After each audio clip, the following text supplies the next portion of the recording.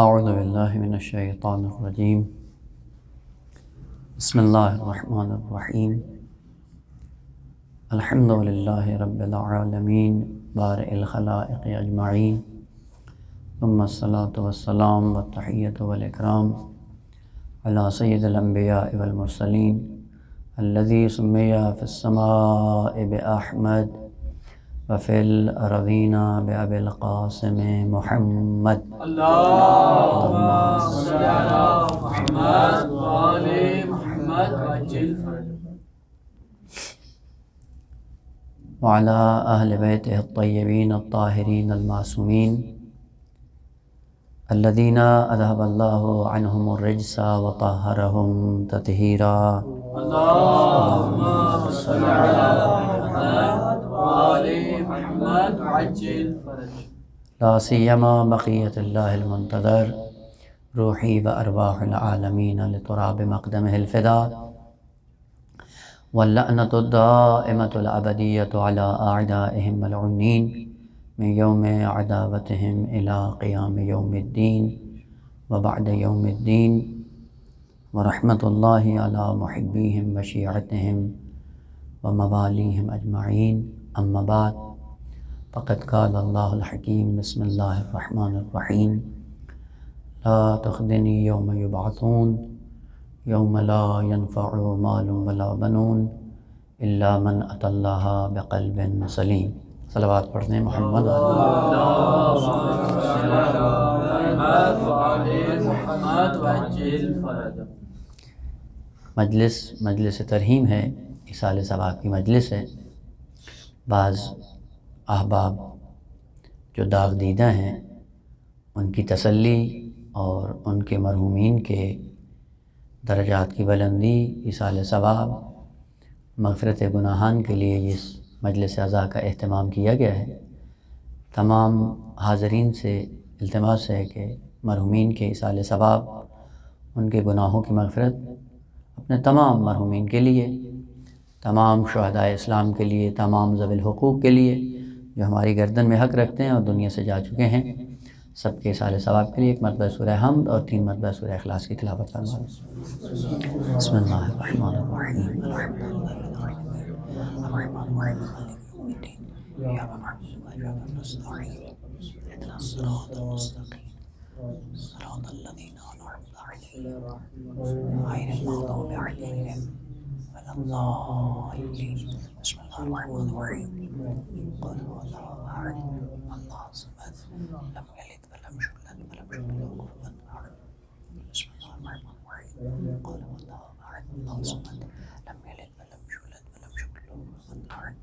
بسم اللہ الرحمن الرحیم قل هو اللہ احد اللہ الصمد لم یلد ولم یولد ولم یکن له کفوا احد۔ بسم اللہ الرحمن الرحیم صلو علی محمد و آل محمد۔ اللہم صل علی محمد و آل محمد۔ خداوند عالم اپنی کتاب میں اس انسان کو جو مسافر الی اللہ ہے، اپنے سفر میں اس انسان کو گامزن کرنے کے لیے اور اس مقصد کہ جس کے لیے اس کو دنیا میں بھیجا گیا ہے، کئی ایک انعامات خداوند عالم نے دیے اس انسان کو، اور ہر نعمت کو دینے کے بعد اس انسان کو آگاہ کیا کہ آپ کو ان نعمتوں سے استفادہ کرتے ہوئے اپنی منزل مقصود کی طرف گامزن ہونا ہے۔ بہت سی چیزیں ہیں جو خداوند عالم نے اس انسان کو دیں، اور جب تک ہم ان کو سمجھتے نہیں ہیں ان کا استعمال بھی صحیح نہیں کرتے۔ جس دن ہم اس کی حقیقت کو سمجھ جاتے ہیں اس دن اس سے بہتر انداز میں استفادہ کرتے ہیں۔ یہ جتنا بھی درد ہے اور جتنی بھی مشکلات ہیں وہ یہاں سے جنم لیتی ہیں کہ ہم اس کی حقیقت کو نہیں سمجھتے۔ آپ نے دیکھا ہوگا آپ کے گھروں میں چھوٹے چھوٹے بچے ہوتے ہیں، آپ قیمتی موبائل خریدتے ہیں اور وہ قیمتی موبائل خریدنے کے بعد بچے کے ہاتھ میں دے دیتے ہیں، اور وہ بچہ اس میں گیم ڈاؤن لوڈ کرتا ہے اور کھیلنا شروع ہو جاتا ہے۔ یہ موبائل کا استعمال نہیں ہے، لیکن اب اس نے اس کو موبائل کو کھیل کا آلہ سمجھا ہوا ہے۔ کیوں؟ کیونکہ آگہی نہیں رکھتا، معرفت نہیں رکھتا۔ جب معرفت نہیں ہوتی تو چیز کا استعمال غلط ہوتا ہے۔ اسی لیے خداوند عالم نے کہا کہ جب تک ان کمالات کو جو ہم نے تمہارے وجود کے اندر رکھے ہیں اس کی معرفت حاصل نہیں کرو گے، اس کا استعمال غلط کرو گے۔ اس استعمال کو صحیح اور جس طرح سے خداوند عالم نے اس کو رکھا ہے اس کو استعمال صحیح اسی وقت ہی ممکن ہے جب ہمیں اس کی معرفت ہوگی۔ وہ چیزیں جو خداوند عالم نے انسان کی ذات کے اندر رکھی ان میں سے ایک حقیقت ہے بنام قلب۔ یہ قلب جو حقیقت انسانی ہے، البتہ یہ ذہن میں رکھیں کہ حقیقت ایک ہی ہے، حقیقتیں متعدد نہیں ہیں۔ مثلا کبھی روح کہتا ہے، کبھی نفس کہتا ہے، کبھی عقل یا فؤاد و قلب۔ یہ حقیقت ایک ہی ہے، حقیقتیں متعدد نہیں ہیں، لیکن ان حقیقتوں کے استعمالات چونکہ مختلف ہیں، ہر استعمال سے ایک خاص نام وجود میں آ جاتا ہے۔ قلب جیسی حقیقت خداوند عالم نے رکھی، اور یہ قلب خداوند عالم نے خالی ظرف انسان کو نہیں دیا ہے، بلکہ یہ ظرف بھر کے انسان کے وجود کے اندر رکھا ہے۔ اور جب انسان اس کو مزید ابھارتا ہے ویسے ویسے انسان کی نورانیت میں اضافہ ہوتا ہے۔ اس لیے معصوم فرماتے ہیں کہ اگر واعظ درونی انسان کا بروئے کار نہ لایا جائے تو باہر سے واعظ کی باتیں بھی اس پہ اثر انداز نہیں ہوتی۔ اور یہ یقین جان لیں کہ جس دن یہ واعظ درونی ہمیں اندر سے اکسائے گا اسی دن ہم اپنی منزل کمال کی طرف گامزن ہوں گے۔ یہ پورا دنیا کا نظام اسی لیے خداوند عالم نے ہمارے اور آپ کے لیے بچھایا ہے کہ اس کے ذریعے سے قلب کو فقط سلیم بنانا ہے۔ جب قلب سلیم بن جائے گا اس کے بعد انسان اپنے مقصد حیات کو پالے گا۔ اب قلب سلیم کو سلیم بنانے کے لیے کون کون سی خصوصیات کی ضرورت ہے، اور عالم دنیا میں انہی خصوصیات کو اپنانے کے بعد یہ قلب منزل سلیم پہ جا پہنچے گا۔ وہ سب سے پہلے قلب عربی کا لفظ ہے، معنی کیا ہے؟ تبدیلی، چینجنگ، تحول، تبدل، اور یہ ایسا ایسا جو تغیر رونما ہوتا ہے انسان کی ذات میں، یہ جو تبدیلی انسان کے وجود میں آتی ہے اور انسان اس کو باقاعدہ محسوس کرتا ہے، یہ کہاں سے تبدیلی آتی ہے کہ کوئی ایسی چیز خداوند عالم نے ہمارے وجود میں رکھی ہے جو ان تبدیلیوں کا باعث بنتی ہے، اسی کو قلب کہا جاتا ہے۔ اچھی محفل میں بیٹھتے ہیں، متاثر ہو جاتے ہیں، وہیں پہ اپنی حالت بدل دیتے ہیں۔ اگر کسی لہو و لعب کی محفل میں جاتے ہیں وہیں پہ ہماری حالت اور ہو جاتی ہے۔ یہ حالت جو بدل رہی ہے یہ خود بخود تو نہیں بدلتی ہے، کوئی چیز ہے ہمارے وجود کے اندر کہ جس کی وجہ سے یہ تبدیلیاں رونما ہو رہی ہیں۔ وہ جو تبدیلیاں رونما ہو رہی ہیں اور جس عامل اور سبب کی وجہ سے رونما ہو رہی ہیں اسی کا نام قلب انسانی ہے۔ اور کہا کہ اس قلب کو سکون کی ضرورت ہے، ان تبدیلیوں کو ٹھہراؤ کی ضرورت ہے، اس قلب کو اطمینان کی ضرورت ہے، اس قلب کے اندر سکون کی ضرورت ہے، اس قلب کو قلب سلیم بنانے کی ضرورت ہے۔ قلب سلیم جب بن جائے گا اس کے بعد انسان کے اندر ٹھہراؤ آ جائے گا۔ اب پہاڑ بھی اس مومن کو نہیں ہلا سکتا، پہاڑ سے بھی زیادہ محکم ہو جاتا ہے۔ مشکلات آتی ہیں لیکن تبدیلی نہیں آتی، محکم ہو جاتا ہے۔ جب قلب سلیم بن جائے مصائب اس انسان کو نہیں ہلاتے ہیں، اب کوئی تبدیلی نہیں آتی، مشکلات اس کو ٹس سے مس بھی نہیں کر سکتی ہیں۔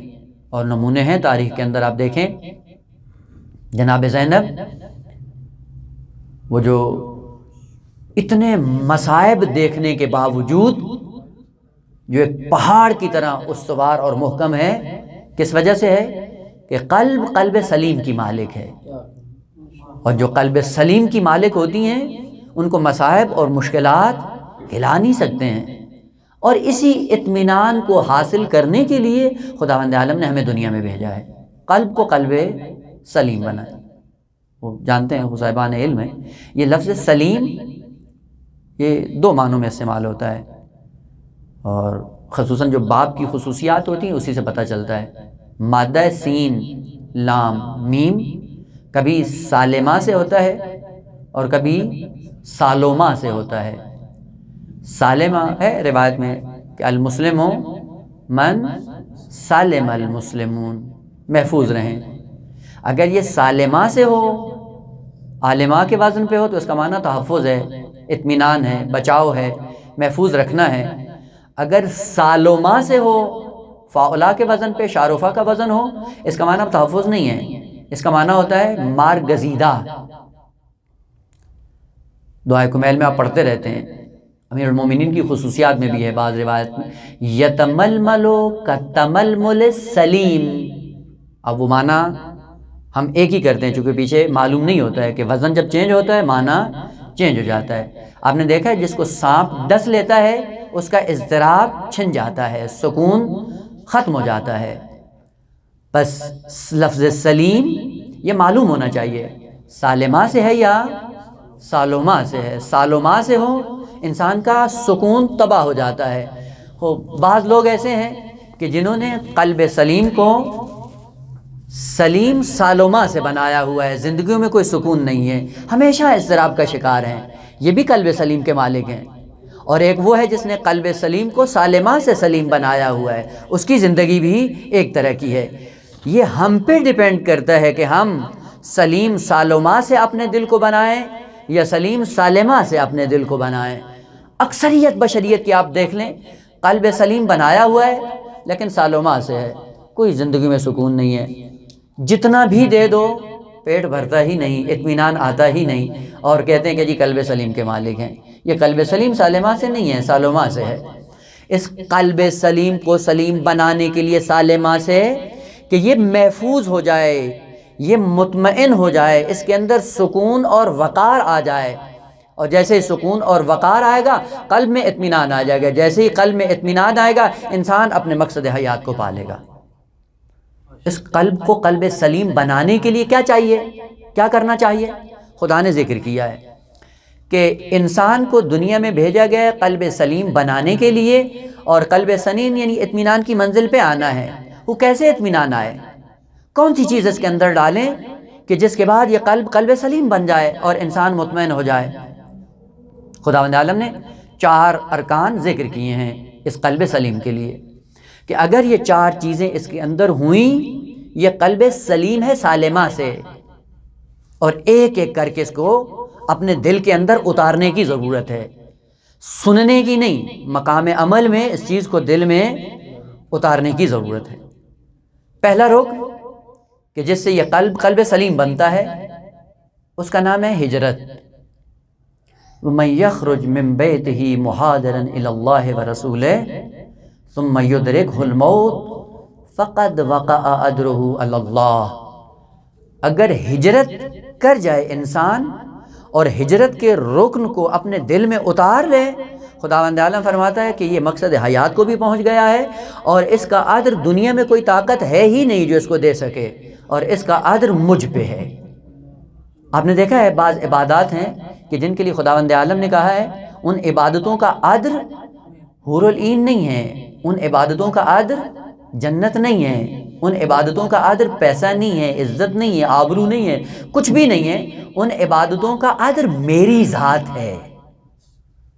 اور انہی میں سے یہ پہلا رکن اگر قلب سلیم بن جائے اور اس کے اندر پہلا رکن بنام ہجرت آ جائے، یہ قلب سلیم بن جاتا ہے، اور خداوند عالم فرماتا ہے اس کا عدر میں دوں گا، میرے علاوہ کوئی ایسی چیز نہیں ہے جس سے یہ قلب مطمئن ہو۔ اگر ہم ہجرت کے باب میں آ کر اپنے دل کو مہاجر اللہ بنا لیں اور مہاجر الرسول بنا لیں، اسی دن سے یہ قلب سلیم بن جائے گا۔ اور عدر کی دنیا میں اس کا مرتبہ اور عدر یہ ہے کہ جنت بھی اپنی وسعت کے باوجود اس قلب سلیم کو اپنے اندر نہیں سما پاتی ہے۔ کتنی گہری حقائق ہیں جو خداوند عالم نے ہمارے اور آپ کے لیے بڑی آسانی سے بیان کی ہیں، اور ہم غفلت کے سائے میں ساری چیزیں گزار کے چلے جاتے ہیں، کیونکہ مجلس ترہیم ہے۔ آیا موت سے پہلے اگر انسان اس ہجرت کے رکن کو اپنے اندر پیدا کر لے وہ یقیناً کامیاب ہے، اور اگر ہجرت کا رکن اپنے اندر پیدا نہیں کیا اور دنیا سے چلا گیا، قابل جبران ہے یا نہیں؟ آیا اس کے لیے کوئی راستہ ایسا ہے کہ جس پہ دوبارہ اس کو گامزن کیا جا سکتا ہے؟ ہاں، راستہ وہ یہی ہے کہ مرنے والے کے کچھ حقوق ہیں ہماری گردن میں، ہم ان حقوق کو جب پورا کریں گے تو آپ کے اعمال کے نتیجے میں آہستہ آہستہ خداوند عالم اس کے قلب کو قلب سلیم بنا دیتا ہے۔ اسی لیے کہا جاتا ہے کہ مرنے والے کے لیے مجلس ترحیم کا انتظام کرو، مجلس امام حسین کا اہتمام کرو، محافل علمی کا انتظام کرو، یا صدقات کا انتظام کرو، ایک دوسرے کو کھانے پلانے کا انتظام کرو۔ کھائیں گے آپ، اجر اس کو مل جائے گا، کام کریں گے آپ، قلب سلیم کی منزل پہ وہ آ جائے گا۔ لہٰذا ایک حق ہے، جو دنیا سے گیا، جتنے بھی صاحبان حقوق ہیں ان کے لیے یہ ذمہ داری بن جاتی ہے کہ اس کام کو انجام دیں۔ وہ پہلا رکن ہجرت ہے۔ ہجرت کیا ہے؟ من یخرج من بیتہ، اپنے گھر سے نکلیں، من یخرج من بیتہ مہاجرن، ہجرت کی حالت میں اپنے بیت سے نکلیں تاکہ یہ اس ہجرت کے نتیجے میں قلب سلیم بن جائے۔ وہ بیت سے نکلنے کی ضرورت ہے۔ بعض لوگوں نے سمجھا کہ اس بیت سے مراد گھر ہے، اپنا مکان ہے، اپنا شہر ہے، اپنا وطن ہے۔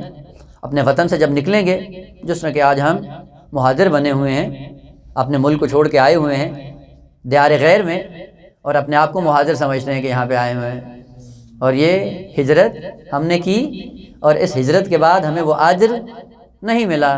وہ اس کا مطلب یہ ہے کہ یا خدا کا وعدہ جھوٹا ہے یا ہم مہاجر نہیں بنے۔ اگر ہم مہاجر بن جائیں تو خدا کا وعدہ ہے کہ میں اجر دوں گا، اور اجر کیا ہے کہ آپ کے قلب کو قلب سلیم بنا دوں گا۔ وہ ضرورت اس بات کی ہے کہ اس بیت سے نکلیں مہاجر بن کر، اس کے بعد دیکھیں کہ خداوند عالم کیسے آپ کے قلب کو قلب سلیم بناتا ہے۔ من یخرج من بیتہ، بیت سے نکلیں۔ بیت کیا ہے؟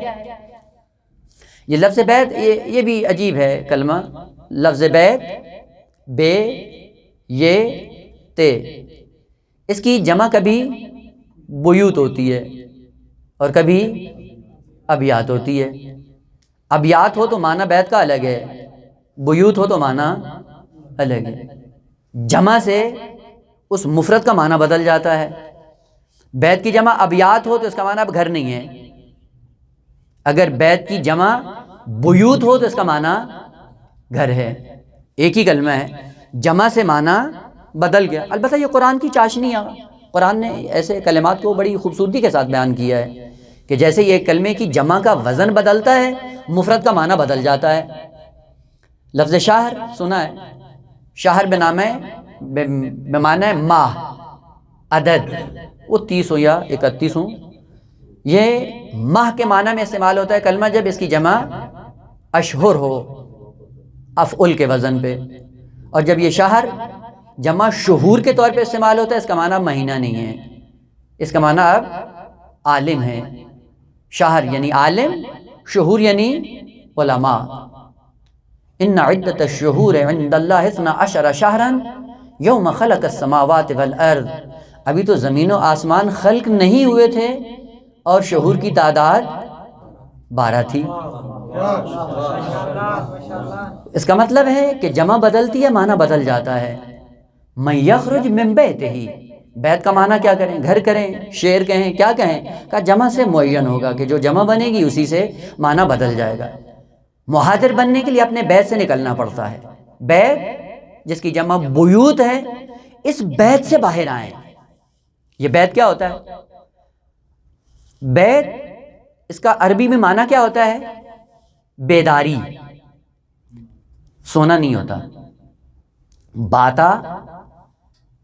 باتا سے بیتوتا نکلا ہے، بیت، اور جاتے ہیں حج پہ، جنہوں نے حج کیا ہوگا وہ بہتر جانتے ہیں۔ بیتوتا ایک رکن ہے حج کا۔ کیا ہوتا ہے؟ کہاں پہ بیتوتا کرنا ہوتا ہے؟ مقام منا میں بیتوتا کرنا ہوتا ہے۔ بیتوتے کا معنی یہ ہے کہ رات کو سونا نہیں ہے، وہاں پہ رات گزارنی ہے بیداری کے عالم میں۔ جہاں پہ رات بیداری کے عالم میں گزاری جائے اس کو عربی میں بیتوتا اور بیت کہا جاتا ہے۔ کچھ گھر ایسے ہیں جو سونے کے لیے ہوتے ہیں، اور کچھ گھر ایسے ہیں جہاں پہ بیداری کے ساتھ، جاگنے کے ساتھ اپنا ٹائم گزارنا ہوتا ہے۔ اور دوسری خصوصیت بیت کی کہا کہ جاگنے کے ساتھ اپنا ٹائم گزاریں، اور وہ بیت اس وقت آپ کے لیے بیت ہوگا جب اس سے آپ کو سکون میسر ہو، جو آپ کو سکون دے، اطمینان دے، آرام دے، وہ آپ کے لیے بیت بن جائے گا۔ تو اس بیت سے نکلنے کی ضرورت ہے، وہ جہاں پہ ہم زندگی گزارتے ہیں بیداری کے عالم میں، اور وہ جگہ یا مکان یا زمان ہمارے لیے اطمینان کا باعث ہوتا ہے، وہ انسان کے لیے بیت بن جاتا ہے۔ اس بیت کو کسی ذات کی خاطر چھوڑنے کی ضرورت ہے۔ جب یہ بیت ترک کریں گے مہاجر بن کر، تب خداوند عالم نے کہا ہے کہ اس ہجرت کے سائے میں تمہارے قلب کو قلب سلیم بنا دوں گا۔ اب اپنی زندگیوں میں دیکھ سکتے ہیں ہم کہ کن کن چیزوں کو ہم نے اپنا بیت بنایا ہوا ہے، ہماری زندگی کہاں گزر ہوتی ہے، اور اس زندگی کو گزارنے کے لیے کن چیزوں سے ہمیں سکون ملتا ہے۔ اس سکون کو ترک کر کے مہاجر بن کر اللہ کی راہ میں چل نکلو، تب قلب سلیم بنے گا۔ ہیں بہت سے لوگ ہیں بیتوتا، انہوں نے کس چیز کو بنایا ہوا ہے؟ غیبت قدح بناتے ہیں، بیتوتا بن جاتا ہے۔ ہیں محفلیں ہوتی ہیں، بیٹھتے ہیں آپس میں اور غیبت کا ایک میلہ لگ جاتا ہے، اور پھر ان کو اسی سے سکون ملتا ہے۔ یہ وہ لوگ ہیں کہ جنہوں نے غیبت کو اپنا بیت بنایا ہوا ہے، بیداری کے عالم میں کرتے ہیں اور غیبت کر کے سکون پاتے ہیں۔ کہ اس بیت سے نکلنے کی ضرورت ہے۔ جو بھی بیت سے نکلے، اب وہ جس نے جو بھی اپنا بیتوتا بنایا ہوا ہے، جس سے اس کو سکون ہوتا ہے، جہاں پہ اپنی زندگی بسر کرتا ہے، کہ اس زندگیوں کے سکون کو ختم کر کے اس بیتوتے سے باہر آؤ۔ جب باہر آؤ گے اور باہر آنے کا انداز بھی کیا ہو؟ مہاجر بن کر آؤ۔ چونکہ صاحبان علم ہے، یہاں پہ مہاجرن ترکیب کے اعتبار سے حال بن رہا ہے، من یخرج من بیتہ مہاجرن۔ اس حالت میں نکلو کہ تم ہجرت کا لباس پہن کے اس آرام کی جگہ کو چھوڑ کے آؤ، اور اس نمونے کو چھوڑ کر بعض ایسی چیزیں کہ جہاں پہ ہمیں علم سے سکون ملتا ہے، کمالات سے سکون ملتا ہے، خدا نے کہا مہاجر بن کے یہاں سے بھی ہجرت کر جاؤ۔ یہ کیسے ہو؟ سخت ہے نا۔ ادھر کہتے ہیں کہ اطلب العلم من المہد الی اللحد، اور ادھر کہا ہے کہ اس علم کے حصول کے لیے جو آپ کو سکون میسر ہوتا ہے، اس کو بھی خدا کے لیے چھوڑ کے یہاں سے نکل جاؤ۔ ہوتا ہے کبھی کبھی۔ امام خمینی کے لیے تھا کہ جب وہ نجف میں گئے تو وہاں پہ ایک صاحب تھے ہماری طرح کے، کوئی 40-50 سال سے حوزے میں تھے، تو باہر سے اپنے وطن سے بعض لوگ آئے، انہوں نے کہا بھائی آپ نے بہت پڑھ لیا، آپ مہربانی کریں آئیں اور وہاں پہ آ کے کوئی تبلیغ کریں، ہمیں بھی بتائیں کہ جو آپ نے کیا پڑھا ہے۔ تو اب وہ بیچارے ہماری طرح حوزے میں پڑھے رہے تھے، پڑھتے نہیں تھے، وہ بیچارے پریشان ہو گئے، جائیں گے تو کیا کریں گے؟ تو انہوں نے کہا کہ نہیں میں نہیں جاتا ہوں۔ تو وہ گئے امام کے پاس، امام سے کہتے ہیں کہ آپ کہیں تاکہ آپ کی بات ان پہ اثر انداز ہو اور یہ چلے آئیں۔ امام خمینی نے ان کو بلایا، تو اب وہ مسئلہ یہ تھا کہ کچھ پڑھا تو تھا نہیں، زندگی گزاری تھی حوزے میں اور ادھر جانا بھی نہیں چاہتے تھے، تو بہانہ یہ کیا کہ زندگی میری زیادہ حوزے میں ختم ہو چکی ہے، 2-4 سال رہتے ہیں، چاہتا ہوں امیر المومنین کے مازر میں یہ بھی گزر جائے، وہاں نہ جاؤں۔ امام خمینی نے کہا کہ امیر المومنین پیغمبر اسلام کے ساتھ بہت زیادہ محبت کرتے تھے، اور مدینے کا حرم رسول اللہ کو چھوڑنا علی علیہ السلام کے لیے بہت سخت تھا، لیکن امیر المومنین بھی جب دین کے تحفظ کی بات آئی ہے تو رسول اللہ کا مرکز چھوڑ کر یہاں چلے آئے ہیں۔ اگر وہاں دین کے تحفظ کی ضرورت ہے تو حرم امیر المومنین چھوڑ کے دین کی خدمت کریں، حرم امیر المومنین وہیں پہنچ جائے گا۔ بس اوقات ہوتا ہے انسان بعض سکون کی زندگی چھوڑنے کے لیے تیار نہیں ہوتا ہے۔ کما یخرج من بیتہ مہاجرا، ان سکون سے اپنے آپ کو نکالو، جہاں تحفظ دین کی ضرورت ہے مہاجر بن کر چل نکلو، اور جب تک مہاجر نہیں بنیں گے قلب سلیم نہیں بنے گا۔ لفظ مہاجر 2 کلمے عربی میں، لفظ مہاجر اور مسافر، سفر اور ہجرت۔ ہجرت اور سفر چونکہ اردو کی مشکل ہوتی ہے کہ اتنی گنجائش نہیں ہوتی کہ اس میں اس حقیقت کو بیان کیا جا سکے۔ جب کہیں کہ مہاجر یعنی سفر کرو، مسافر یعنی سفر کرو، مہاجر یعنی نکلو، مسافر یعنی نکلو۔ اگر دونوں ایک ہی چیزیں ہیں تو کلمات کو بدلنے کی کوئی ضرورت نظر نہیں آتی ہے۔ اس کا مطلب ہے کہ کوئی ایسی حقیقت ہے اس لفظ ہجرت کے اندر جو سفر میں نہیں ہے۔ دونوں میں خصوصیت ہے، ہجرت بھی وطن کو چھوڑنا ہے، سفر بھی وطن کو چھوڑنا ہے، لیکن سفر وہ حقیقت ہے کہ جب وطن کو چھوڑتے ہیں پلٹ کر وہیں آ جاتے ہیں، لیکن ہجرت وہ سفر ہے جب وطن کو چھوڑتے ہیں پھر واپس نہیں آتے۔ خدا نے یہ نہیں کہا مسافر بن کر اپنے بیتوتے سے نکلو، اپنے بیت سے نکلو مہاجر بن کر، یعنی جب نکل گئے پھر واپس آنے کا نہیں سوچنا۔ جب جاتے ہیں نماز کے اندر، نماز مہاجرانہ ہو، ہماری نمازیں مسافرانہ ہوتی ہیں۔ 2 رکعت نماز پڑھی مسافر بن کر، جب نماز پڑھتے ہیں تھوڑا اپنے آپ کو سنبھال لیتے ہیں، نماز پڑھنے کے بعد پھر اسی نقطے پہ آ جاتے ہیں جس میں پہلے ہوتے ہیں۔ یہ نماز پڑھی ہے مسافر بن کر، مہاجر بن کر نہیں۔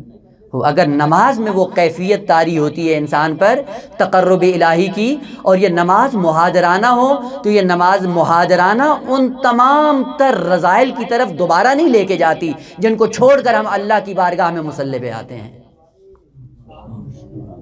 اور ایک بڑی مشکل انسان کی کہ ہمیں کامیابی کیوں نہیں ملتی، ہمیں عبادتوں سے لذت کیوں نہیں ملتی، اس کی ایک وجہ یہ ہے کہ ہم مسافر بن کر عبادتیں کرتے ہیں، مہاجر بن کر عبادتیں نہیں کرتے۔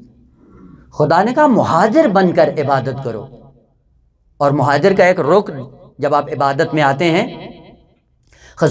جب بھی کوئی آپ عبادت انجام دیتے ہیں تو کیا کرتے ہیں؟ نیت کرتے ہیں۔ سب سے پہلے ہے نا، ارکان میں سے ہے، بعض واجب رکنی ہیں، ان میں سے نیت رکن عبادت ہے۔ اور نیت کیا کرتے ہیں؟ وہ ہم پھر وہ جب تک زبان پہ دہرائیں نہیں مطمئن نہیں ہوتے ہیں۔ 2 رکعت نماز صبح کی پڑھتا ہوں فریضہ سمجھ کے، ادا کی نیت سے قربتاً اللہ، وہ زبان سے الفاظ دہرا لیتے ہیں لیکن دل میں نیت نہیں آتی ہے۔ اصلاً زبان پہ دہرانے کا نام نیت ہے ہی نہیں، یہ ہمیں ڈال دیا گیا ایک ڈگر پہ، اور دین کو اس عنوان سے ہمارے لیے بیان کیا گیا، اور ہم اسی میں ہی پھنس کے رہ گئے۔ اور جب تک زبان پہ ان الفاظ کا تکرار نہیں کرتے ہیں کہتے ہیں نیت نہیں ہوئی۔ لہٰذا آپ اکثر جا کر پوچھیں لوگوں سے تو کیا کہتے ہیں؟ مولانا اس عمل کی نیت کیسے کرنی ہے، ذرا دہرا دیں۔ نیت دہرانے اور الفاظ کا نام نہیں ہے، نیت امر قلبی ہے۔ جب قلب کے اندر نیت آ جاتی ہے، قلب انسان کو مقام عمل میں لا کھڑا کر دیتا ہے۔ وہ جو الفاظ دہرا رہا ہوتا ہے وہ کہیں نہیں پہنچتا، لیکن جو قلبی نیت کو انجام دیتا ہے وہ کسی نقطے پہ پہنچ جاتا ہے۔ مثال عرض کروں، پرندے ہیں نا، کوئی حد اقل پرندوں سے کچھ چیزیں سیکھنی چاہیے۔ پرندہ جب ایک درخت پہ بیٹھا ہو، جب اس نے وہاں سے حرکت کر کے کسی اور نقطے پہ جانا ہو تو نیت کرتا ہے، نیت کر کے اس مکان کو چھوڑ کے دوسرے مکان پہ پہنچ جاتا ہے۔ اب اس سے پوچھو تم نے اپنی زبان پہ کون سے کلمات کو دہرایا اور سفر کو شروع کر دیا، وہ پلٹ کے کہے گا بھائی الفاظ کا نام نیت نہیں ہے۔ نیت کیا ہے؟ جہاں پہ جانا ہے میدان عمل میں اترو اور وہاں پہنچ جاؤ، اور پہلا نقطہ چھوڑ دو دوسرے نقطے پہ پہنچ جاؤ، یہی نیت ہے۔ ہم نیت زبان سے کرتے ہیں، اس کا اثر بھی زبان تک رہتا ہے، اور جو دل سے نیت کرتا ہے وہ عمل کرتا ہے، عمل کے نتیجے میں کسی مقام پہ پہنچ جاتا ہے۔ مہاجر بن کر عبادتوں میں نیت، عملی کام کا نام نیت ہے، الفاظ اور اعتبارات کا نام نیت نہیں ہے۔ مہاجر بن کر اللہ کی بارگاہ میں چل نکلیں۔ جب مہاجر بنیں گے، ہجرت آپ کے وجود کا جب حصہ بنے گی، اور ہجرت بھی ہر جگہ نہیں جانا ہے، وہ ہجرتیں مختلف ہوتی ہیں مکان کے اعتبار سے، ایک زمین کا نقطہ چھوڑ کے دوسرے پہ جاتے ہیں۔ خدا نے کہا یہ ہجرت نہیں ہے، البتہ وہ ظاہری طور پہ تھی ہجرت مکہ سے مدینہ کی طرف، وہ ہجرت زمانی تھی اور مکانی تھی، مادی تھی، جسمانی تھی، لیکن خداوند عالم نے کہا کہ اس آیت کا مصداق فقط وہ نہیں ہے کہ جو مکہ سے مہاجر بن کے مدینہ کی طرف آئے وہ مہاجر بن گئے، اور یہ آیت کا مفہوم اور مصداق سارا وہیں پہ ختم ہو گیا، جبکہ اس آیت کو قیامت تک رہنا ہے۔ ہمارے لیے پیغام ہجرت کیا لے کر آئی ہے؟ یہ اس کا مطلب ہے قیامت تک رہے گی، اور قیامت تک ہمیں ہجرت کرنی ہے، اور قیامت تک مہاجر بنتے رہیں گے۔ مہاجر بن کر اللہ کی راہ میں نکلیں، پہلے نقطے کو چھوڑ کر، اور پھر واپس نہیں آنا۔ اسی لیے خداوند عالم نے کہا کہ جن عبادتوں کو انجام دیتے ہو ان عبادتوں میں نیت کرو. جب نیت کرو تو نیت مہاجر بن کر کرو. جب نیت مہاجر بن کر کرو گے اس کا کم ترین اثر یہ ہوگا کہ تمہارا قلب سلیم بن جائے گا. اب ہمارا کیوں قلب سلیم نہیں بنتا؟ کیونکہ ہم مہاجر نہیں بنتے ہیں. جانا کہاں ہے؟ مہاجر اللہ اور اللہ کے رسول کی طرف. وہ رسول تو چلے گئے، اب کیا مدینے جانا ہے؟ اس سے مراد کیا ہے؟ مدینے جائیں تو ہم مہاجر رسول ہو جائیں گے، یا مسجد میں چلے جائیں گے تو مہاجر خدا بن جائیں گے؟ کیا کرنا ہے؟ ہجرت کہاں جانا ہے؟ ہم زمان و مکان کے جھانسے میں رہ جاتے ہیں. درست ہے کہ زمان و مکان بھی ایک مصداق ہے، لیکن ہجرت کا مفہوم یہ نہیں ہے. اگر مہاجر بننا ہے، خدا کی طرف جانا ہے اور اللہ کی طرف جانا ہے، تو مہاجر کی خصوصیت ہی یہی ہوتی ہے کہ جس مقصد کو پا لیتا ہے، پہچان لیتا ہے، معرفت حاصل کر لیتا ہے، پھر اس مقصد کو پانے کے لیے چل نکلتا ہے. اسی حرکت کا نام ہجرت ہے. اللہ کی طرف جانا ہے، رسول کی طرف جانا ہے. رسول بھی مہاجر ہے، ہم بھی مہاجر ہیں، لیکن رسول وہ مہاجر ہے جب اللہ کی بارگاہ میں جاتا ہے اتنی لذت سے ہمکنار ہوتا ہے، پلٹ کر عالم دنیا میں آتا ہی نہیں ہے. جبرائیل کے توسط سے پیغام بھیجا جاتا ہے کہ خالق کائنات پوری کائنات کے خزانوں کی چابیاں آپ کو دے رہا ہے، اس شرط کے ساتھ کہ آخرت کے درجات میں کمی نہیں آئے گی. قبول کریں گے؟ پیغمبر اسلام نے ٹھکرا دیا، کہا میں مہاجر بن کر آیا ہوں، اور جو مہاجر بنتا ہے وہ غیر اللہ میں اپنے آپ کو کبھی بھی مشغول نہیں کرتا. ہم نے وہ ہجرت کا لطف اور وہ ہجرت کی لذت ہم نے چکھی ہی نہیں ہے کہ ہماری عبادتیں مہاجرانہ ہوں، ہمارے اعمال مہاجرانہ ہوں، ہمارا علوم کا حصول مہاجرانہ ہونا نہیں ہے. البتہ وہ تو ہے ہی نہیں، آپ مجھ سے بہتر جانتے ہیں. مسافرانہ بھی نہیں ہے کہ کبھی جائیں 2 درس پڑھ کے واپس آ جائیں اور پھر اپنے کاموں میں مشغول ہوں. وہ ہمیں اتنی فرصت ہی نہیں ہوتی ہے کہ تحصیل علم میں اپنی زندگی بسر کریں. مہاجر بننا تو بڑی دور کی بات. پہلا رکن اپنی ذات کے اندر پیدا کریں ہجرت. اور بہترین ہجرت کیا ہے؟ اب اسی آیت کے ذیل میں آپ روایت پڑھ سکتے ہیں، مصادیق ذکر ہوئے ہیں. رذیلت سے فضیلت کی طرف ہجرت، سیئہ سے حسنہ کی طرف ہجرت، شر سے خیر کی طرف ہجرت. یہ ساری ہجرتیں ہیں، اور اس طرح سے ہجرت کریں کہ پھر اس پہلے نقطے پہ نہ آئیں. جب پہلے نقطے کو نہیں اپنائیں گے مہاجر بن جائیں گے. یہ عمل ہجرت بن جائے گا، اور یہ ہجرت قلب انسانی کا وصف بن جائے گا. قلب کا جب وصف بنے گا قلب سلیم بن جائے گا. اور جب قلب سلیم بنے گا اس کا ادنا ترین اثر کیا ہوگا؟ کہ جب قیامت کے دن سب لوگ فضا اکبر میں مبتلا ہوں گے، یہ وہاں پہ امنیت میں ہوگا.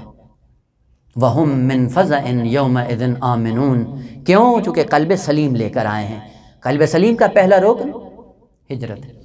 ہجرت کریں گے قلب سلیم بن جائے گا. دوسرا رکن جس کو اپنے اندر پیدا کرنا ہے قلب سلیم بنے، یعنی قلب سلیم جب تک یہ ارکان نہیں آئیں گے قلب سلیم نہیں بنے گا.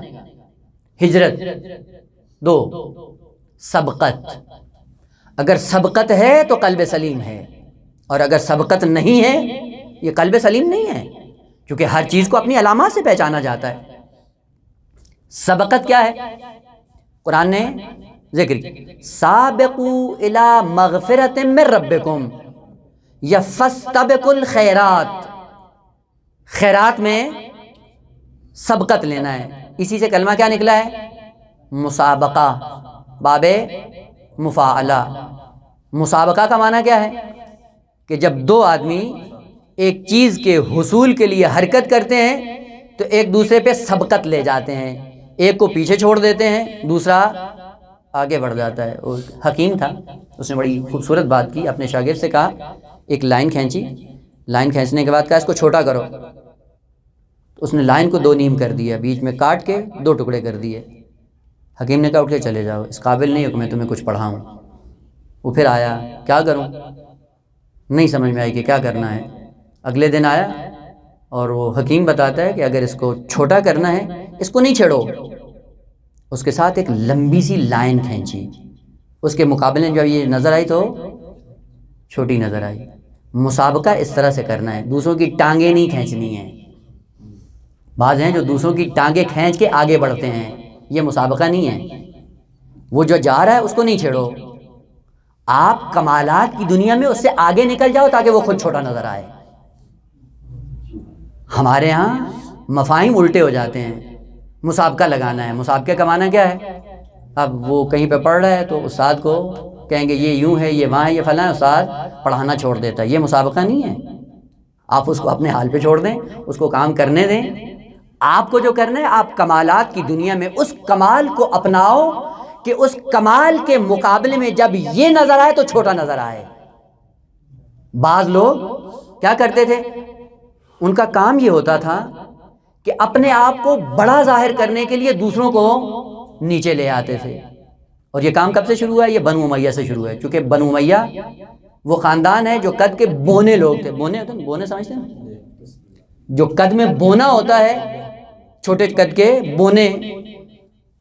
قد تو اتنا تھا نہیں کہ معاشرے کے اندر یہ اپنے آپ کو بڑا کریں. پھر ان خبیثوں نے جو کام کرنا شروع کیا وہ کیا تھا کہ علی کو چھوٹا کرنا شروع کیا تاکہ علی ان کے قد کے برابر آ جائے. یہ بنو امیہ کا کام ہے کہ جو دوسروں کو چھوٹا کرتا ہے تاکہ خود نظر آئے یہ بونا انسان ہے اور بڑا بھی نہیں ہوتا ہے. جس کو چھوٹا کرو گے تمہارے چھوٹے کرنے سے اور بڑا ہو جائے گا. پھر کیا کرو؟ سبقت کی دنیا میں آنا ہے، اپنے اندر ایسے کمالات پیدا کرو کہ تمہارے کمالات کو دیکھتے ہوئے دوسروں کے کمالات گم ہو جائیں. مسابقت یہ ہے، سبقت یہ ہے. اور سبقت دوسری چیز جو مسابقے کے اندر ہے وہ یہ کہ دنیا کے اندر ہوتا ہے. آپ نے دیکھا ہے یہ کھیلوں میں ہوتا ہے نا، کوئی کھیل ہو یا کوئی مقابلہ ہو تو کیا کرتے ہیں؟ ایک نقطہ ہوتا ہے جہاں پہ کھڑے ہوتے ہیں، وہاں پہ جنہوں نے مسابقہ انجام دینا ہوتا ہے وہ ایک نقطے پر کھڑے ہوتے ہیں اور سامنے ایک نقطہ معین ہوتا ہے کہ وہاں تک جانا ہے، کون پہلے پہنچتا ہے. یہی ہوتا ہے نا.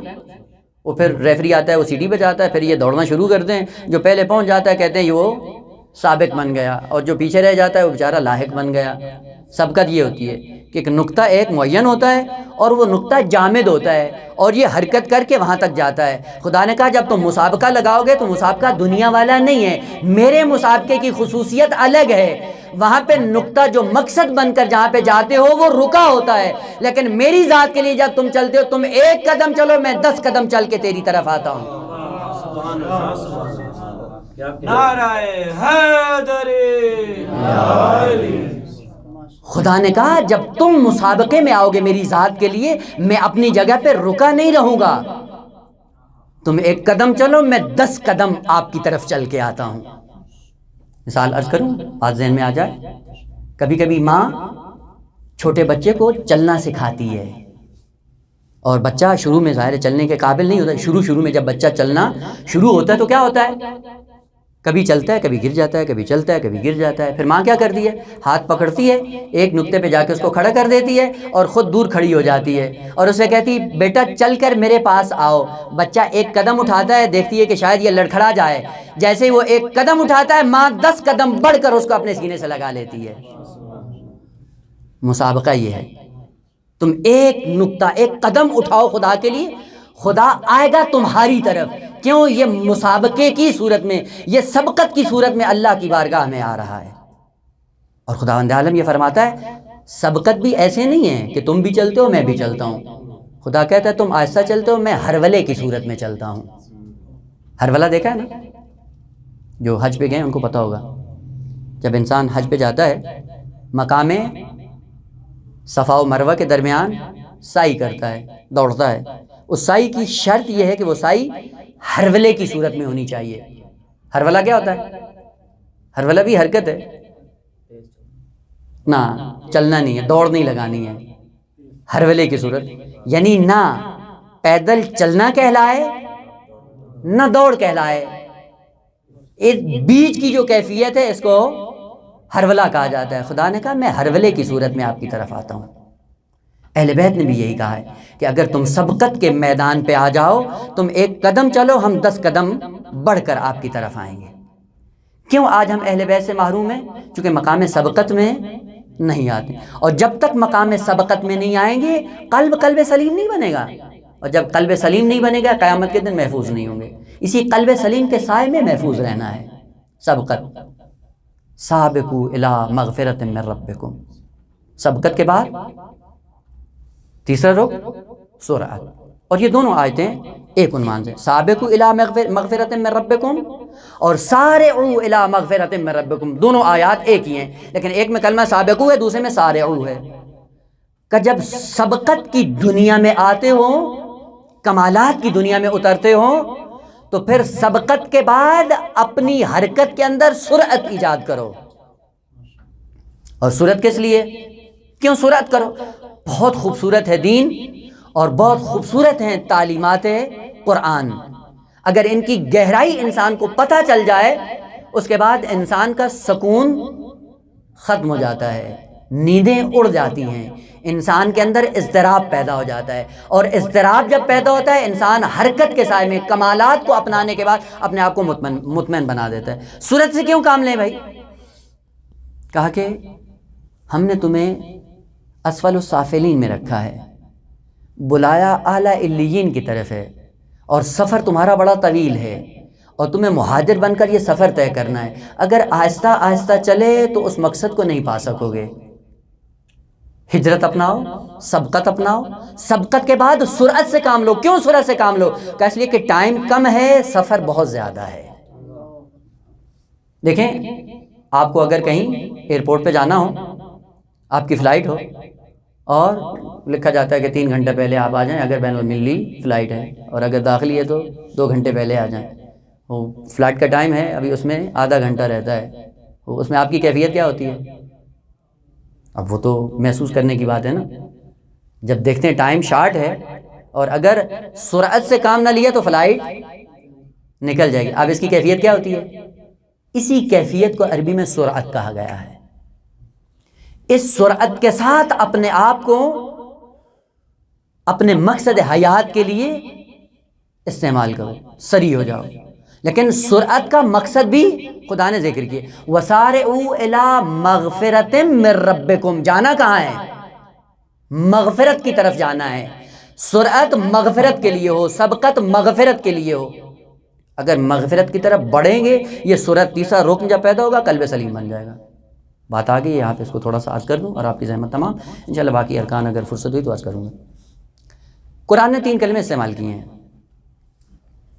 اور ان 3 کلموں کی حقیقت کچھ اور ہے۔ ایک کلمہ ہے آفب، عین کے ساتھ، عین فے واو، جس سے معافی بھی نکلا ہے، آفب، صفح، سواد فے ہے، حلوے والی، صفح، وعفو وصفحو فإن اللہ غفور الرحیم۔ عجیب بات ہے، یہ آیات کیا کہا؟ آپ سے کام لو، سب سے کام لو، اور خدا غفور الرحیم ہے۔ کیوں غفور کا کلمہ استعمال کیا؟ عرض کیا تھا، اپنی مجالس میں عرض کرتا رہتا ہوں کہ قرآن کی آیات جن اسماء پہ ختم ہو جاتی ہیں وہ دلیل ہوا کرتی ہیں ان کلمات کے لیے جو آیت کے شروع میں کلمات استعمال ہوتے ہیں۔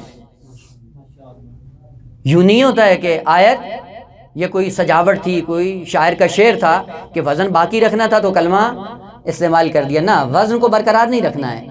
آیت کے شروع میں ایک کلمہ بیان ہوا ہے، اس کلمے کی دلیل کے طور پہ اسم اللہ کو آخر میں ذکر کر دیا جاتا ہے، غفور الرحیم بن جاتا ہے، کہیں علی العظیم بن جاتا ہے، کہیں حلیم خبیر بن جاتا ہے۔ یہ کلمات کس لیے؟ اسی پہلے مطلب کے لیے دلیل ہوتی ہیں، اور دلیل کے طور پہ ذکر کر دیا، لہذا 3 کلمے، عفو، صفح اور غفران یا مغفرت۔ کو یہ کیا ہے آپس میں، ان کی کیا خصوصیت ہے؟ اور سورت مغفرت کی طرف ہے، سورت عفو کی طرف نہیں ہے، سورت صف کی طرح نہیں ہے، سبقت کا تعلق عفو سے نہیں ہے، صف سے نہیں ہے، بلکہ مغفرت سے ہے۔ مغفرت کیا ہے پتہ چل جائے، خوب پہلے عفو وہ کیا ہے، صف وہ کیا ہے، یہ 2 چیزیں معلوم ہوگی، پھر تیسرے مرحلے میں پتہ ہوگا کہ یہ مغفرت، اور مغفرت کے لیے خداوند عالم نے کہا سابقوا سارعوا۔ اور جب سبقت اور سرعت جیسے 2 ارکان انسان کے قلب کے اندر داخل ہو جائیں گے، قلب سلیم بن جائے گا، اور وہیں سے انسان اپنے مقصد حیات کو پالے گا۔ عفو کیا ہوتا ہے؟ مثال کے ذریعے عرض کروں کہ اگر ایک انسان آپ کی توہین کرتا ہے، کوئی آپ کے حق کو پامال کرتا ہے، پامال کرنے کے بعد آپ بزرگواری کا مظاہرہ کرتے ہیں، اور مظاہرہ کرتے ہو کیا کرتے ہیں؟ اس کو بلاتے ہیں، بلانے کے بعد پہلے اس کو جھاڑ پلاتے ہیں۔ جھاڑ پلانے کا مطلب کیا ہوتا ہے؟ کہ اس کو ڈانٹتے ہیں، تم نے یہ غلط کیا، یہ تم سے آئندہ سرزد نہیں ہونا چاہیے. یہ کیوں کام کیا؟ کیا تکلیف تھی تمہیں کہ ہمارے ساتھ یہ تم نے حق تلفی کی ہماری؟ اس کی سرزنش کی، مذمت کی، اس کی دوبارہ سے اس کو اکسایا. اکسانے کے بعد پھر کہتے ہیں نہیں ٹھیک ہے تم نے غلطی کی لیکن میں تم سے بہتر ہوں، بزرگوار ہوں، میں نے آپ کو معاف کر دیا. عفو وہاں پہ ہوتا ہے عربی میں جہاں پہ غلطی کرنے والے کو احساس دلا کر معاف کیا جائے، یہ عفو کہلاتا ہے. خدا نے کہا سبقت اور سرعت کا تعلق عفو سے نہیں ہے، اور اس سے بالاتر کیا ہے؟ صفح. اور یہ قرآن کی آیات ہیں، اسی پیرا میں آپ جا کر پڑھ سکتے ہیں. اور عجیب چاشنی یہ کہ جہاں پہ بھی کلمہ عفو اور صفح دونوں استعمال میں، ساتھ میں خدا نے کلمہ مغفرت کو اور غفور کے اسم کو ضرور ذکر کیا ہے. صف کیا ہے؟ صف بعض ایسے بزرگوار ہوتے ہیں، سامنے والا غلطی کرتا ہے، غلطی کرنے کے بعد انسان اس کے احترام کو مد نظر رکھتے ہوئے اس کی سرزنش نہیں کرتا، اس کی مذمت نہیں کرتا، اس کو جتلاتا نہیں ہے. جتلائے بغیر، احساس ندامت دلائے بغیر، اصلاً کوئی بات ہی نہیں ہوئی، آتا ہے وہ خود سے شرمندہ ہو جاتا ہے اور یہ اس کو تسلی دے رہا ہوتا ہے کہ نہیں بھائی کیا ہوا، کچھ بھی نہیں ہوا. احساس ندامت دلائے بغیر اگر اس کو معاف کر دیں اور اسے درگزر کریں، اس درگزر کا نام صف ہے، سواد کے ساتھ. وعفو وصفحو، اپنی زندگی کا مشغلہ بنا لو. اگر صف پہ نہیں آئے تو کم از کم عفو کرو، بس جتلا دو اس کو، جتلانے کے بعد اس کو معاف کر دو. لیکن افسوس یہ کہ ہم اکثر کینہ توز ہو جاتے ہیں.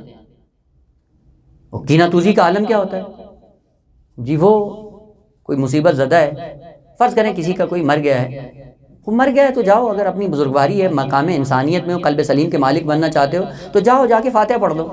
ہم کیا کرتے ہیں جی وہ نہیں آیا تھا اس لیے ہم بھی نہیں جائیں گے.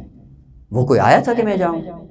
اگر وہ نہیں آ کر مقام انسانیت سے گر گیا ہے تو آپ وہی عمل تکرار کر کے کیوں اپنے آپ کو مقام انسانیت سے گراتے ہو؟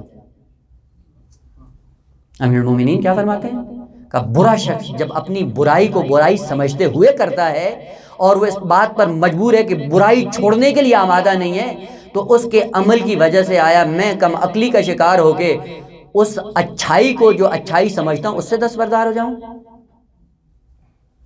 عفو نہیں ہے، صف نہیں ہماری زندگیوں میں، اس لیے جا کر دیکھیں معاشرہ انسانی میں سکون نہیں ہے. صف کیا ہے؟ بغیر احساس ندامت دلائے اس کو معاف کر دینا، درگزر کر دینا، یہ صف ہے. لیکن بالآخر انسان ہے، دل کے اندر کدورت رہ جاتی ہے. جب بھی سامنے آتا ہے فوراً وہ مرحلہ ہے نا، یہ آپ کی میری بات ہو رہی ہے، یہ ہماری زندگی میں ایسے ہی ہوتا ہے. دل میں ہوتا ہے لیکن کنٹرول کرتا ہے. کنٹرول کرنے کے بعد زبان پہ الفاظ نہیں آتے ہیں لیکن دل میں خلش رہ جاتی ہے.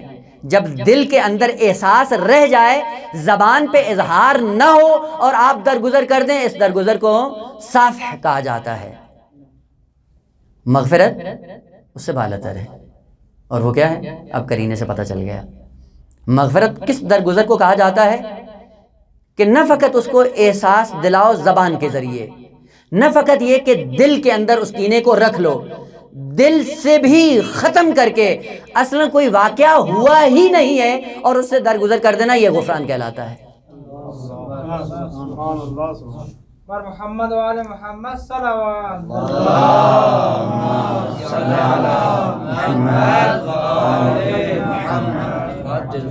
اس لیے خداوند عالم نے کیا کہا؟ سابقوا الی مغفرۃ من ربکم، سارعوا الی مغفرۃ من ربکم.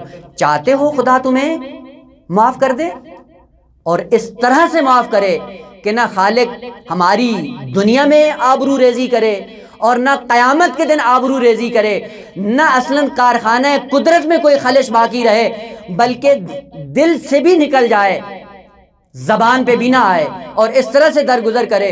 اور اس طرح سے جو درگزر کرتا ہے اس ذات کو غفور کہا جاتا ہے، اور جو خدا کے اس اسم کا مظہر بنتا ہے اسے مغفرت کا مظہر کہا جاتا ہے. اور جب وہ مغفرت کی دنیا میں اللہ کی غفاریت کا مظہر بنتا ہے، حسین ابن علی بن جاتا ہے.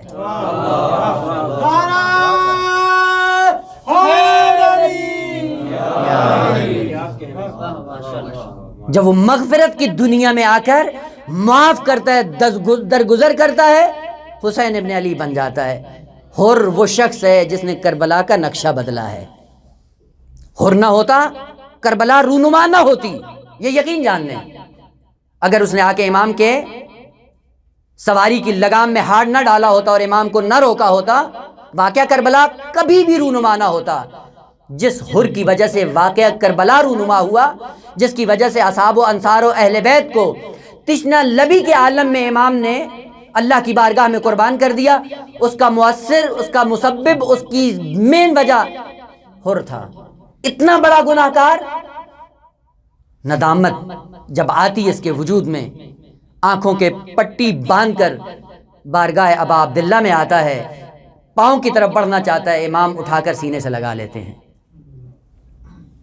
نہیں کہا کہ حر جب تیرا قافلہ آیا تھا میں نے تجھے پانی پلایا تھا، میں نے تیری سواریوں کو پانی پلایا تھا۔ زبان پہ یہ لفظ نہیں آیا، جتلایا نہیں، سرزنش نہیں کی، دل میں کوئی کینہ نہیں تھا کہ دل میں ہوتا ہے کہ ٹھیک ہے میں نے معاف کر دیا لیکن چلے جاؤ، نہیں کہا۔ کیا جملہ کہا؟ حر اس وقت میں حسین کے مہمان بنے ہو کہ میرے پاس تیری پذیرائی کے لیے کچھ بھی نہیں۔ یہ مغفرت کا نمونہ ہے۔ کیوں ہماری زندگیوں میں یہ چیزیں نہیں آتی؟ اور قرآن نے بار بار کہا ہے، اس حد تک انسان درگزر کرے کہ خود شرمندہ ہو جائے، یہ مغفرت ہے۔ زبان سے الفاظ کو دہرا لینا بڑا آسان ہے، مقام عمل میں اپنانا بہت مشکل ہے۔ اس لیے خدا نے ایسی ہستیوں کا انتخاب کیا جو واقعاً خدا کی صفات کے مظہر بن سکتے تھے۔ کیسا ہے یہ انسان؟ پورا واقعہ کربلا اس کی وجہ سے ہوتا ہے، اور امام سینے سے لگا لیتے ہیں، اور سینے سے لگانے کے بعد خود شرمندہ ہو جاتے ہیں، اپنے آپ کو مکروز پاتا ہے حسین حر کے سامنے۔ یہ کون سا مغفرت کا نمونہ ہے؟ ہماری زندگی میں یہ چیزیں کیوں نہیں آتی عزیز؟ سارعوا الی مغفرۃ من ربکم، اف نہ کمال نہیں ہے، صف نہ کمال انسانی نہیں ہے، مغفرت کی دنیا پہ آؤ۔ جب مغفرت کی دنیا پہ آؤ گے اور سرعت اور سبقت سے کام لوگے، اب یہ قلب سلیم بنے گا۔ یہ قلب سلیم جب سرعت و سبقت کے سائے میں قلب سلیم بنے گا، اس قلب سلیم کے اندر وسعت اتنی ہے کہ اگر پوری بشریت کو اس کے دسترخوان پہ بٹھا دیا جائے، اس کے اندر اتنی گنجائش ہے۔ کیوں کہا جاتا ہے کہ علماء کل قیامت کے دن کتنے افراد کی شفاعت کریں گے؟ کون کریں گے؟ کہ جو قلب سلیم کا مالک بن کر عالم عالم محشر میں پہنچے گا، اس کے اندر وسعت اتنی ہے، 70 نسلیں ماں سے اور 70 نسل باپ سے، جو پہلے گزری ہیں وہ بھی، جو بعد میں آئیں گی وہ بھی، ان کی شفاعت کر سکتا ہے۔ کیوں؟ جو سرعت کے ساتھ، سبقت کے ساتھ، اور سبقت بھی مغفرت کے لیے۔ عزیز آگے بات عرض کروں، یہ مغفرت ابھی تفسیر کر دی، تھوڑا سا کلمہ عرض کر دیا۔ آپ دیکھیں، آپ میت کو جب غسل دیتے ہیں، غسل دینے کے بعد جو واجب کفن ہے وہ آپ پہنا دیتے ہیں۔ واجب کفن پہنانے کے بعد کچھ مستحبات ہیں، ان مستحبات کو انجام دینے کے لیے ایک استحباب جو فقہ میں ذکر ہوا ہے وہ کیا ہے؟ ایک لمبی سی چادر اس واجب کفن کے بعد، اتنی کھلی چادر اس میت کے اوپر چڑھا دیں کہ جس چادر کے سائے میں وہ چھپ جائے۔ ہوتا ہے نا وہ چادر جو میت کے پورے وجود کو ڈھانپ لے، اور وہ مستحب ہے۔ اس کپڑے کو اور اس چادر کو عربی میں مغفر کہا جاتا ہے۔ پڑھا ہے نا؟ مغفر مستحب ہے۔ خصوصیت کیا ہوتی ہے؟ کبھی غور کیا کہ جب مغفر میت پہ آ جاتی ہے تو مغفر کے سائے میں چھپ جاتا ہے، پتہ نہیں چلتا ہے مرد ہے، عورت ہے، بچہ ہے، بوڑھا ہے، نوجوان ہے، کیا ہے، پتہ نہیں چلتا ہے۔ جب پتہ نہیں چلتا تو اس کو عربی میں مغفر کہا جاتا ہے۔ اسی مغفر کا مظہر بننے کی ضرورت ہے، اور جب مظہر بنتا ہے پھر یہ نہیں دیکھتا کہ یہ مجرم تھا، یہ گناہ کار تھا۔ جب اپنی رحمت کے سائے میں جگہ دیتا ہے، اس طرح سے ڈھانپ لیتا ہے کہ حر علیہ السلام بن کر میت حسین پہ فائز ہو جاتا ہے۔ اس مغفرت کے لیے خدا نے کہا ہے سارعوا الی مغفرۃ من ربکم، سابقوا الی مغفرۃ ربکم۔ سبقت ہے قلب سلیم، سرعت ہے قلب سلیم، اور ہجرت ہے قلب سلیم، اور آخری رکن دامن وقت میں گنجائش نہیں کہ اس کو بیان کروں، نام لے لیتا ہوں، انشاءاللہ آپ خود مطالعہ کر لیجیے گا۔ قربت، ہجرت، سبقت، سرعت، قربت۔ قربت یہ آخری رکن ہے قلب سلیم کا کہ قرآن نے ذکر کیا ہے، اور اس کی علامات بھی قرآن نے ذکر کی ہیں۔ جب انسان قربت کی منزل پہ آتا ہے سوائے خدا کے کسی اور چیز کو دیکھتا ہی نہیں، مصیبتیں آئیں نہیں دیکھتا، مصیبتوں کے پہاڑ آ جائیں نہیں دیکھتا، کیوں؟ چونکہ قربت کی منزل پہ آ گیا ہے۔ دشمن اگر تانا دینا چاہتا ہے، جو قلب سلیم کی مالک ہوتی ہے وہ دشمن کے منہ بند کرنے کے لیے ایسا جملہ استعمال کرتی ہے کہ دشمن بھی ان کے کمالات کو تسلیم کرنے کے لیے مجبور ہو جاتے ہیں۔ لعین نے دکھ پہنچانے کی نیت سے کہا ارأیت صنع اللہ فیک، دیکھا خدا نے کیا کیا؟ پلٹ کر شہزادی نے دشمن کے منہ کو بند کر دیا اور یہ جملہ استعمال کیا ما رأیت منہ الا جمیلا۔ جو قربت کی حامل ہو جائے، جس کے اندر سرعت بھی ہو، سبقت بھی ہو، ہجرت بھی ہو، اور کیسی ہجرت؟ جو حسین جیسے بھائی سے ہجرت کر کے حسین کے دین کا پرچار کر رہی ہو، اس ہجرت کو اپناتے ہوئے جب گلیوں میں جاتی ہے، بازاروں میں جاتی ہے، اور سرعت و سبقت کو اپنے اندر پا کر بی بی نڈھال نہیں ہوتی۔ حسین بھی جانتے تھے کہ میری بہن کتنی عظیم ہے، ہجرت اگرچہ سخت ہے زینب کے لیے، بھائی کو چھوڑ کے جائے گی لیکن خدا کو نہیں چھوڑے گی۔ لہذا حسین نے کہا بہن زینب اپنی نماز شب کی دعاؤں میں مجھ حسین کو یاد رکھنا۔ یہ کیسی قلب سلیم کی مالک ہے کہ جو ہجرت بھی کرتی ہے، سرعت کے میدان میں بھی ہے، سبقت کو بھی اپنے گلے سے لگایا ہوا ہے، اور قربت کی دنیا میں خدا کی معرفت کو اپنے دل میں سما کے اعلان کر کے جاتی ہے بھیا میں تیرے ساتھ مدینہ سے آئی تھی، اور جتنا میں تجھے جانتی تھی اتنا کوئی نہیں جانتا تھا، لیکن بھیا یہ یاد رکھو تجھ حسین کو امت مسلمہ نے اس طرح بنا دیا کہ زینب نہیں پہچان سکی۔ بھیا میں وعدہ کرتی ہوں جب میں یہ شام کی قید نبھا کر تیرا چہلم منانے آؤں گی، بھیا تو اٹھ کے دیکھے گا، میں یقین سے کہتی ہوں بھیا تم مجھے نہیں پہچان پائے گا۔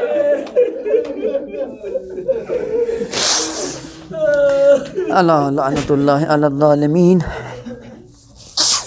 وسيعلم الذين ظلموا أي منقلب ينقلبون رضا بقضائه وتسليما لأمره لا معبود سواك الہ العالمین محمد و آل محمد کے صدقے میں جن مرحومین کے اصالِ ثواب کے لیے اس مجلس عزا کا انعقاد کیا گیا ہے، الہ العالمین محمد و آل محمد کے صدقے میں ان کے صغیرہ اور کبیرہ گناہ معاف فرما، ان کو جوار ائمہ طاہرین میں جگہ عطا فرما۔ الہ العالمین جو بھی حاضرین کے مرحومین ہیں اور اس دنیا سے جا چکے ہیں، الہ العالمین ان کے صغیرہ اور کبیرہ گناہ معاف فرما، ان کو جوار ائمہ طاہرین میں جگہ عطا فرما۔ الہ العالمین محمد و آل محمد کے صدقے میں اس ایام عزا میں جو مومنین و مومنات دنیا کے جس کونے میں عزائے سید الشہداء میں شریک ہیں، الہ العالمین ان کی جان، مال، ناموس، آبرو کی حفاظت فرما۔ الہ العالمین محمد و آل محمد کے صدقے میں جو ایام عزا میں کل تک شریک تھے اور آج دائی اجل کو لبیک کہتے اس دنیا سے جا چکے، الہ العالمین ان کو امام حسین کے دسترخوان کا مہمان قرار دے۔ الہ العالمین محمد و آل محمد کے صدقے میں اس دین کے حقیقی وارث کے ظہور میں تعجیل فرما، ہمیں ان کی رکاب میں شہادت کی موت سے بہرہ مند فرما۔ الہ العالمین محمد و آل محمد کے صدقے میں ہمیں دین کے محافظین میں قرار دے۔ الہ العالمین محمد و آل محمد کے صدقے میں جس مقصد کے لیے اپنے دیار عزیز کو چھوڑ کر دیار غربت میں آئے ہیں، الہ العالمین ہمیں اس مقصد میں کامیاب اور کامران ہونے کی توفیق عطا فرما۔ ربنا تقبل منا انک انت السمیع العلیم بجاہ محمد و آلہ الطاہرین۔ آخر میں پھر ایک مرتبہ درخواست ہے کہ جن مرحومین کے لیے اور حاضرین کے